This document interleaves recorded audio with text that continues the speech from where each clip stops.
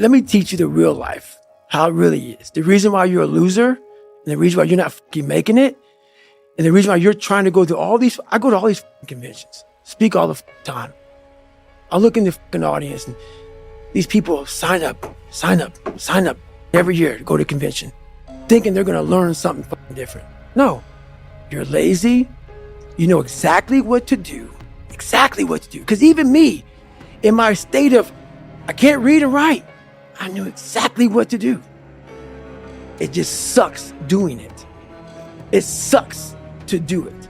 It sucks to wake up every morning of your life and say, God, man, I'm not smart. So guess what I gotta do? I gotta study the same shit that I got one of the highest scores in the nation on, and do it again. It's not just there. It's not just there permanently for me. So yeah, it's all stick. It's all stick. The only carrot you have is like, maybe. Because whenever I take these tests that are real hard, in the back of my brain, it's like, a good chance you're not gonna make it, Goggins. This ain't you, bro. This ain't you. You weren't born like this. This ain't you, the real you, bro. Study all you want to, but the second that fuck computer comes on with 150 questions, this ain't you, man. And somehow, it comes back, I passed.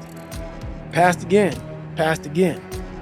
But that real me back here every fucking time is saying, that ain't you, bro.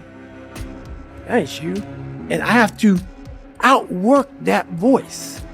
When I'm taking that test and I get to a question, I don't fucking know the answer, I'm like, man, and then say, I told you, man, that ain't you. You're 300 pounds, man. You sit at home, you figure out how to do your hair.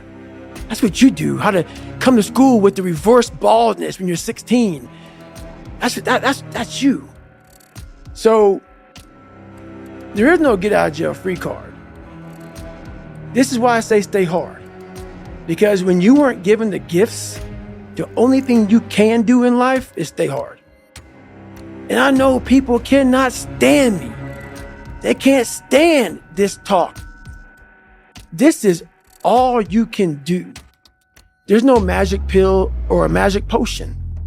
All you can do is outwork the man that God created or woman in you.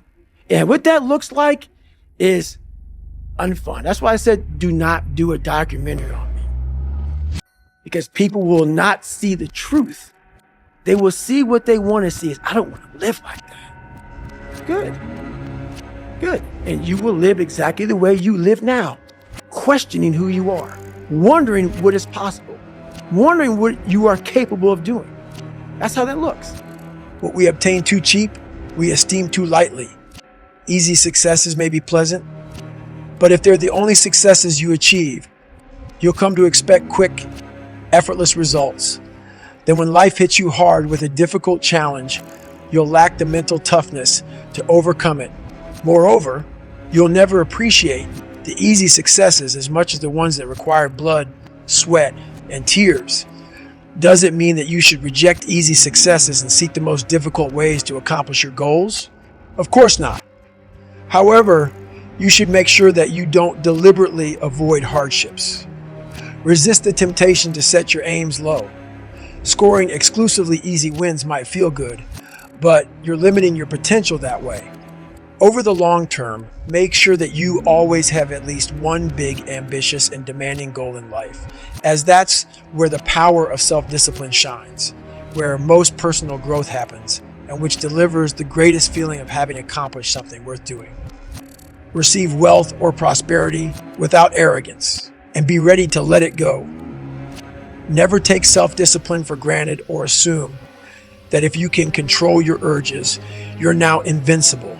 Humility plays an important role in helping you maintain self-control. An arrogant person will be more likely to unnecessarily test their willpower, which will eventually lead to their downfall. This happens because of the restraint bias, the tendency for people to overestimate how capable they are of controlling impulsive behaviors. Research shows that people who had an inflated belief in their self-control overexpose themselves to temptations, such as recovering smokers putting themselves in situations tempting them to smoke, which increase the risk of a relapse. Assume that your self-discipline is like prosperity. It's possible that it will stay with you for a long time, but it's also possible that it will disappear. Consequently, you'll work harder to keep it in your life. If it does go away, when you make some mistakes, you'll accept it with more tranquility and be more likely to regain it quickly.